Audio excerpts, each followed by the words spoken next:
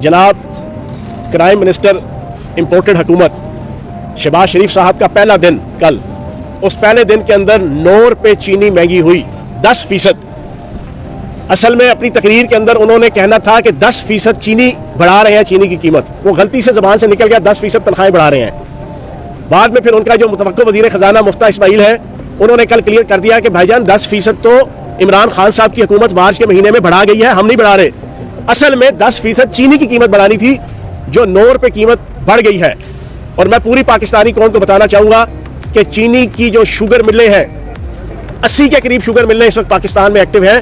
उन 80 शुगर मिलों में 80% जो शुगर मिलें हैं वो 3 अफराद की और 3 खानदानों की है। एक आपका आले शरीफ, दूसरा आपके जहांगीर तरीन साहब, तीसरा आपके आसिफ जरदारी साहब। और एक चीज़ और मैं पूरी पाकिस्तानी कौम को आज इस मीडिया टॉक के जरिए से बताऊंगा, चीनी की कीमत 1 रुपया बढ़ती है तो चीनी का जो शुगर मिल का जो मिल ऑनर होता है उसका महीने का प्रॉफिट 1 अरब रुपया जो है वो बढ़ जाता है। 1 अरब रुपया चीनी की 1 रुपये कीमत से।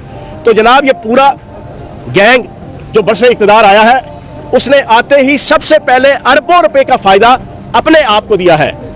अन्ना वंडे रेवड़ियां, मुड़ मुड़ अपने कोल, छिको छिक गंडेरियां, अदियां मेरियां ते बाकी अदियां भी मेरियां।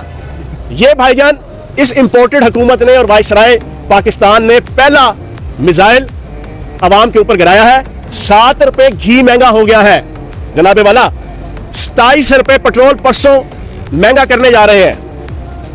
आपके एहसास प्रोग्राम में जो गरीब आवाम को 14,000 रुपया मिलता था उसको खत्म करके Benazir Bhutto income support programme का पुराना 5,000 रुपया स्टार्ट होने लगा है। तो जनाब ये सूरत हाल है नई हुकूमत की। और नई हुकूमत और वाइसराय पाकिस्तान इंपोर्टेड हुकूमत क्राइम मिनिस्टर शहबाज शरीफ, उन्होंने पहले दिन जो इकदाम किए, पहला इकदाम मुजरिम और मफरूर अपने भाई सुल्तान मफरूरुद्दीन और तुगरुल नवाज शरीफ साहब को सफारती पासपोर्ट जारी करने का ऑर्डर किया। और मैं आपको एक ब्रेकिंग दे दूं, मुझे अभी 1 घंटा पहले लंदन से पाकिस्तान के हाई कमीशन के एक मुलाजिम का फोन आया।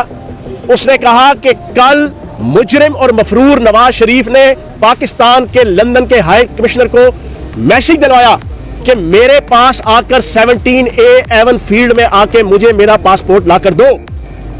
अपना मुलाजिम नहीं भेजा, खुद नहीं गए मुजरिम साहब। ये नई हुकूमत है, वाइसराय की हुकूमत है, इंपोर्टेड हुकूमत है।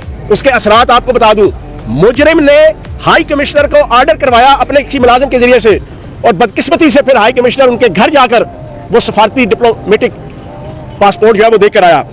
फिर उसके बाद सबसे इंपॉर्टेंट ब्रेकिंग आपके सामने रखूंगा, जो शाख नाजिक पे आशियाना बनेगा ना पायदार होगा। और ऐन चौराहे के अंदर हंडिया फूटना एक मुहावरा है उर्दू का। अलीम खान साहब और हमजा शहबाज साहब, इनका आपस में हुई है मुंहमारी उसी बदनामे जमाना होटल के अंदर, जिस होटल को अभी पिछले होटल को चेंज करने के बाद नया होटल है और अगला शायद आज शाम को वो होटल भी चेंज कर दे। क्योंकि मैंने पिछली प्रेस कॉन्फ्रेंस में कहा था कि जिस तरह किसी मोहल्ले के अंदर कोई घर बदनाम हो जाता है अपनी गैर अखलाकी हरकत की वजह से, तो वो मजबूरन वो मोहल्ला छोड़ते हैं और किसी दूसरे मोहल्ले में किराए का मकान लेते हैं। इसी तरीके से इन्होंने जो खच्चरों, घोड़ों और जनाब जानवरों का अस्तबल बनाया हुआ है नून लीग ने 150 से जायद का, वो बदनाम हुआ गुलबर्ग के करीब। वहां से एयरपोर्ट चले गए, एयरपोर्ट से अब ये कहीं आगे पीछे और जाने की तैयारी कर रहे हैं। लेकिन उस होटल के अंदर अलीम खान साहब की और हमजा शहबाज साहब की हुई है लड़ाई, थप्पड़ों थपड़ी जनाब आपस में हुए हैं। और लास्ट इत्तलात आने तक अलीम खान साहब को थप्पड़ पड़ा है, जो मेरी इत्तलात है। वजह यह कि अलीम खान साहब को जो यकीन दहानी करवाई गई थी और उनके ग्रुप तो उनका बेचारे 3 बंदे थे, तर्जमान है, एक खालिद महमूद साहब, एक वो खुद है, एक वो खातून थी, वो आसिफ अली जरदारी साहब को प्यारी हो गई है, ठीक है जी। तो उनको अब आपके 2 बंदों के सर के ऊपर इन्हें यह गलतफहमी थी कि हमें स्पीकरशिप मिलेगी। हमजा शहबाज साहब ने अपनी आला अरफा रवायात जो नून लीग की होती है कि सारों को पुत्र दो, इन्होंने इनको भी बुता कराया हुआ था तो हम स्पीकर बढ़ावांगे। दूसरी तरफ हमारा वो भाई और हमारा वो दोस्त जो पिछले 3.5 साल से जुगते सुना के जाओ एंटरटेन किया करता था, सहाफी दोस्तों को भी, हमें भी, हसन मुर्तजा साहब, उनको भी हमजा शहबाज साहब ने जनाब ये कमिटमेंट की हुई थी कि आपको भी स्पीकर बनाएंगे पीपल्स पार्टी के कोटे से। अब ये 2 आपस में लड़ रहे हैं। अलीम खान साहब ने कहा कि आपने हमें कमिटमेंट की हुई थी, इसके ऊपर इनकी लड़ाई हुई है। लेकिन बहरहाल मेरी हमदर्दियां, पीटीआई की हमदर्दियां, काफ लीग की हमदर्दियां अलीम खान साहब के साथ है, क्योंकि उनके साथ एक ताल्लुक गुजरा है।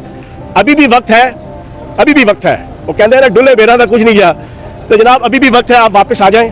आपकी इज्जत, आपका वकार और आप जजते ही जनाब इस स्कूल ऑफ थॉट और इस ग्रुप में और इस धड़े में है, पीटीआई में। और तीसरी चीज सबसे इंपॉर्टेंट आपके सामने रखूंगा कि कल लाहौर हाई कोर्ट के अंदर हियरिंग हुई। हमारे वकील अली जफर साहब ने बड़ी डिटेल के साथ लाहौर हाई कोर्ट के सामने, अदालत आलिया के सामने सारी पिक्चर रखी। उन्हें बताया कि आइन के आर्टिकल 69 के तहत अदलिया को अथॉरिटी नहीं है कि वो पार्लियामेंट के, असेंबली के प्रोसीडिंग के अंदर इंटरवीन करें। बिल्कुल इसी तरह जिस तरह हमारे रूल्स एंड प्रोसीजर्स और आइन के अंदर लिखा हुआ है कि अदलिया के फैसलों के अंदर और अदलिया की जो प्रोसीडिंग है उसको हम पार्लियामेंट के अंदर डिस्कस नहीं कर सकते। उसके हवाले से हम पार्लियामेंट में कोई डिसीजन नहीं ले सकते। अली जफर साहब ने बड़े अच्छे तरीके से, हमारे जो वकील थे उन्होंने इलेबोरेट किया और उन्होंने बताया कि किस अंदाज से 16 अप्रैल की तारीख क्यों रखी गई। वो भी सारे फैक्ट्स एंड फिगर जो अदालत आलिया ने और चीफ जस्टिस साहब ने पूछा कि आपने क्यों रखी और किस तरह रखी, वो सारी पिक्चर जो मैं पिछली प्रेस कॉन्फ्रेंस के अंदर आपके सामने परसों रख चुका हूं। तो उसके बाद उम्मीद यह है कि आज या अगर कल डिसीजन आता है तो 16 तारीख को ही असेंबली का इंशाल्लाह इजलास होगा। हमारे नंबर्स पूरे हैं। हमारा कल भी जो है वो रावलपिंडी, मुल्तान और सरगोदा डिवीजन के एमपीएस का इजलास हुआ। आज भी 3 डिवीजन का इजलास है, कल भी 3 डिवीजन का इजलास है। चौधरी परवेज लाई साहब रेगुलर नामजद वजीर आला पीटीआई और काफ लीग इत्तेहादी हमारी जमातों की तरफ से बड़े अच्छे तरीके से सारे राब्ते हो रहे हैं और बड़ी खुशखबरियां हैं। लोग दूसरे ग्रुप की तरफ से टूट कर हमारी तरफ आ भी रहे हैं, यकीन दहानियां भी करा रहे हैं और अल्लाह पाक के करम से हमारे नंबर्स पूरे हैं। इंशाल्लाह चौधरी परवेज लाई साहब पूरे तिज़्क़ और एहतशाम के साथ, पूरी इज्जत और एहतराम के साथ इंशाल्लाह वज़ीर आला मुंतखब हो जाएंगे। जी सवाल करने की बातें चल रही हैं, ये 10 अरकान मुअत्तल हुए हैं, क्या ये खबर है या ये अभी ऐसे चल रहा है? देखिए बात ये है कि वो जो 10 अरकान मुअत्तल हुए हैं, मुझे भी यहाँ आके पता चला है, वो कमेटी बनी हुई थी, वो सारी इन्वेस्टिगेशन कर रही थी। उन 10 अरकान को 21 तोपों की सलामी तो देनी नहीं थी। ना आइन कहता है ना कानून कहता है। आइन और कानून ये कहता है कि जो मेंबर असेंबली भी अगर असेंबली के अंदर स्पीकर के साथ या असेंबली के जनाब प्रेमिसेस के अंदर किसी किस्म की गुंडागर्दी, बदमाशी, इलीगैलिटी, गैर कानूनी, गैर आइनी हरकत करता है तो स्पीकर का इख्तियार है कि वो इन्वेस्टिगेशन करने के बाद उनके ऊपर 1 मिनट से लेके 1 घंटा, 1 दिन, 10 दिन, 30 दिन उन पर पाबंदी लगा सकता है कि असेंबली के अंदर, असेंबली प्रोसीडिंग के अंदर, असेंबली इजलास के अंदर वो शरीक नहीं हो सकते। ये आइन और कानून के अंदर मौजूद है। तो अगर उसी पूरी प्रोसीडिंग के तहत चीजें तो बिल्कुल क्लियर है। आपने ही दिखाया पूरी पाकिस्तानी कौम को आपके चैनल्स के जरिए से, मीडिया के जरिए से, और मीडिया यही तो हक सच का काम करता है कि सारों की जो पिक्चर क्लियर करके लोगों के सामने रख देता है। 1 मिनट, आपके सामने है कि हमजा शहबाज की क़यादत में, राना मशहूद की क़यादत में, उज़मा बुखारी साहिबा की क़यादत में, जो मैं समझता था कि सिर्फ ज़बान चलती है, उनका हाथ भी बड़ा चलता है, उन्होंने जनाब बड़ी गैंगस्टर बन के, वीडियोस मौजूद हैं, क्लिप्स मौजूद हैं कि शीशे भी तोड़ रहे हैं, इंफ्रास्ट्रक्चर भी तोड़ रहे हैं और बाकी असेंबली की कुर्सियां तोड़ रहे हैं, अपोजिशन लॉबी के अंदर तोड़फोड़ की। तो मेरा ख्याल है कि 21 तोपों की सलामी और निशाने इम्तियाज के बजाय उनके साथ यही होना है जो कानून कहता है। फुटेज आपके पास है नहीं, आपके पास फुटेज पंजाब के कैमरे लगे हुए हैं, आप क्यों फुटेज सामने लेकर नहीं आते? कौन से लोग हैं जो तोड़ जो है वो कर रहे हैं पंजाब असेंबली के? अच्छा, ये लाहौर हाई कोर्ट की जो कल प्रोसीडिंग हुई है, मैं आपके सामने ये रख दूं, इन्होंने जाके शोर मचाया, नून लीग के हमजा शहबाज साहब के वकील ने भी और दोस्त मोहम्मद मजारी साहब के वकील ने भी, कि जनाब बड़ी इलीगैलिटी हुई, बड़ी गैर कानूनी जनाब वहाँ पे स्पीकर सेक्रेटरीट की तरफ से और सेक्रेटरी असेंबली की तरफ से हुआ।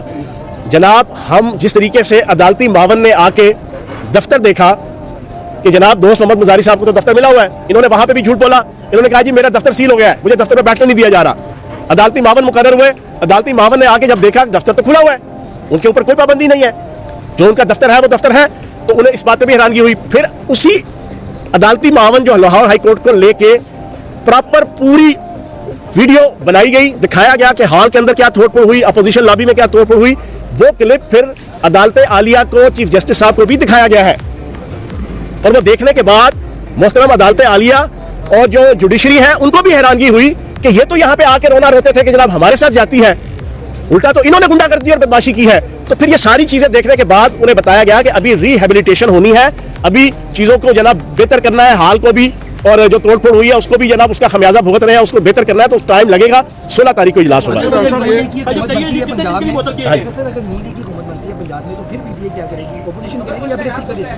देखिए ये सारा कुछ डिपेंड करता है मरकज की पॉलिसी से। हमारा तो ये नारा है सुलह हो कि जंग हो, इमरान खान के संग हो, सब हमें पसंद है, खून हो के रंग हो। इमरान खान साहब जो पॉलिसी बनाएंगे, इमरान खान साहब कहेंगे नहीं ये सभी से रिजाइन दे देना है, हम रिजाइन दे देंगे। वो कहेंगे नहीं अपोजिशन करनी है, तो फिर वो अपोजिशन करके दिखावांगे पंजाब असेंबली कि एक दफ़ा इंशाल्लाह सहाफ़ी भी और मीडिया भी और आपकी ये जो इम्पोर्टेड हुकूमत यहाँ पे बनने लगी है उनको भी होस्ट करने आ जाएंगे इंशाल्लाह। अच्छा, इसका मैं भी यहाँ पर आया था तो मुझे पता चला है, चीज़ क्लियर हो जाएगी तो आपको जो है ना वो टिकट भेज देंगे। सारे सवाल तुम पूछ रहे हैं, बाकी ना पूछ दो। अच्छा जनाब साहब, आपने उस्मान बुज़दार के साथ भी काम किया, अभी परवेज़ लाई के साथ भी आप काम कर रहे हैं, दोनों में से काबिल कौन है? मैंने चौधरी परवेज़ लाई साहब के साथ 2002 की और 2007 तक की जो असम्बली थी उसमें भी काम किया है। एक चीज़ तो दोनों में मुश्तरक है, नर्म दमे गुफ्तगू गर्म दमे जुस्तजू, रज़्म हो के बज़्म हो पाक दिलो पाक बाज।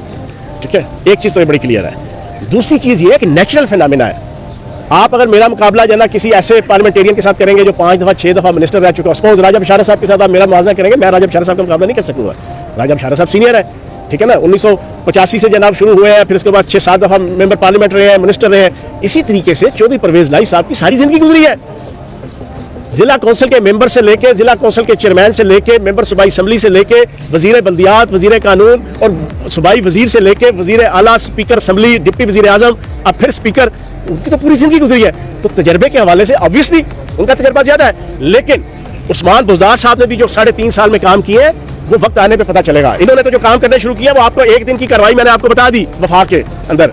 खुदा ना खास्ता छोटू शहबाज शरीफ भी यहाँ पे आ गया ना, तो वहां भी पहले दिन की यही कार्रवाई आपको मिलेगी। और एक और सुन लें आप लोग, मैं इंतहाई मजम्मत करूंगा, 3 घरों को जनाब कैंप ऑफिस करार दे दिया है नए आपके वाइसराय पाकिस्तान ने, ठीक है जी। फिर उसके बाद 3200 मुलाजमीन, सरकारी अफसरान और मुलाजमीन 3200 जनाब जाती उमरा में अफसरान और मुलाजमीन डिप्यूट हो गए हैं। और बदकिस्मती से आले शरीफ की खिदमत खातिर हिफाजत और सिक्योरिटी करने के लिए सरकार के खर्चे से जनाब वो सारे अरबों करोड़ों रुपए वो खर्च होंगे। ये है आपका पुराना पाकिस्तान, ये है वाइसराय पाकिस्तान का, और ये छोटू शहबाज शरीफ और आपके प्राइम मिनिस्टर का जरा स्टाइल।